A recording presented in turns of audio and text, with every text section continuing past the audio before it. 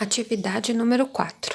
Considere estes problemas. Entre eles, apenas um envolve duas grandezas diretamente proporcionais. Então, aqui a gente tem um resumo de grandezas diretamente e inversamente proporcionais. Duas grandezas são diretamente proporcionais quando a variação se implica na mesma variação da outra na mesma proporção, ou seja, duplicando o valor de uma, o valor correspondente da outra também duplica. Reduzindo pela metade o valor de uma, o valor correspondente da outra também se reduz pela metade e assim por diante. E grandezas são inversamente proporcionais quando o aumento de uma implica na redução da outra. Por exemplo, se eu compro mais um produto, eu vou pagar mais. Grandezas diretamente proporcionais. Se eu tenho um pedreiro fazendo um muro, ele vai gastar um tempo. Se eu aumentar a quantidade de pedreiros, o tempo diminui, o tempo cai, porque mais pessoas trabalhando, a gente consegue realizar o trabalho num tempo bem menor. Nesses itens aqui, a gente não vai resolver nenhum exercício, a gente vai analisar se os itens que foram passados para a gente são grandezas diretamente ou inversamente proporcionais. Então, no problema 1, o prêmio de uma rifa seria distribuído entre 12 ganhadores. No momento da distribuição, apareceram mais 8 ganhadores legítimos. Que fração do prêmio cada um de todos os ganhadores levará? Vamos pensar. O prêmio seria dividido entre 12 pessoas. Cada um ia ganhar um valor bom. Só que aí apareceram mais 8, então o prêmio que seria dividido entre 12 será dividido entre 20 pessoas, ou seja, aumentou a quantidade de pessoas que receberão o prêmio, cada um vai receber um pedaço menor do prêmio. Então, mais pessoas, quantidade do prêmio menor, a gente tem o que a gente chama de grandezas inversamente proporcionais.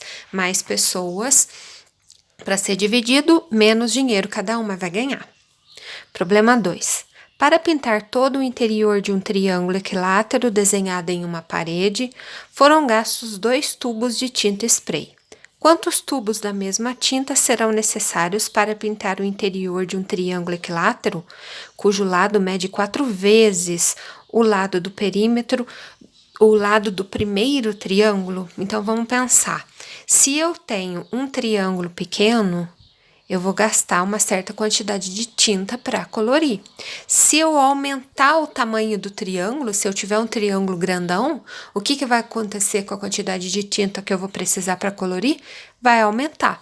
Então, aumenta o tamanho do triângulo, aumenta a quantidade de tinta, grandezas diretamente proporcionais.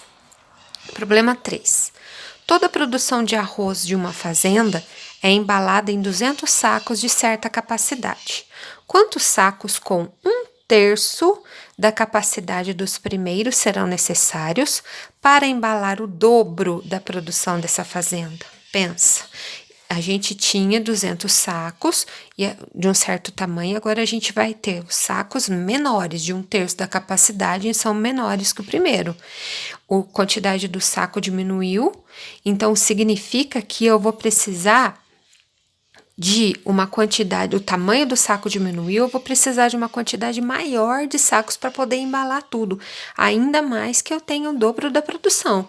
Então, são grandezas inversamente proporcionais. Diminuindo o tamanho, a capacidade de cada um dos sacos, eu vou precisar de mais sacos para embalar toda essa produção de arroz.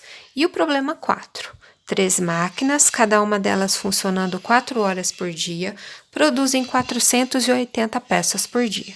Quantas peças serão produzidas por dia por 5 máquinas iguais às primeiras, cada uma delas funcionando 2 horas por dia? Gente, a quantidade de máquinas e horas por dia, a gente já consegue analisar o tipo de grandezas que a gente tem, porque nós tínhamos 3 máquinas que trabalhavam 4 horas por dia. Agora aqui, considerando que a gente tem 5 máquinas trabalhando 2 horas por dia, a gente vai ter grandezas que são inversamente proporcionais. Por quê? Porque a quantidade de máquinas aumentou e a quantidade de horas por dia diminuiu. Com isso, o problema que envolve grandezas diretamente proporcionais é o problema número 2.